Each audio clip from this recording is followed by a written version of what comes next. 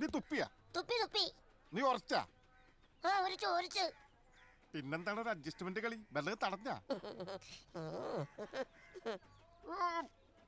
എടാ അലൻ ഡൊണാൾഡിനെ പോലെ ബൗൾ ചെയ്യാൻ പഠിക്കടാ. മാങ്ങറിയാൻ പഠിച്ചാ പോരാ. ഓ ഒരു കൊച്ചിൻ തൊണ്ടിക്കർ വന്നിരിക്കുന്നു. ഒന്ന് ബോള് കാണിച്ചാ.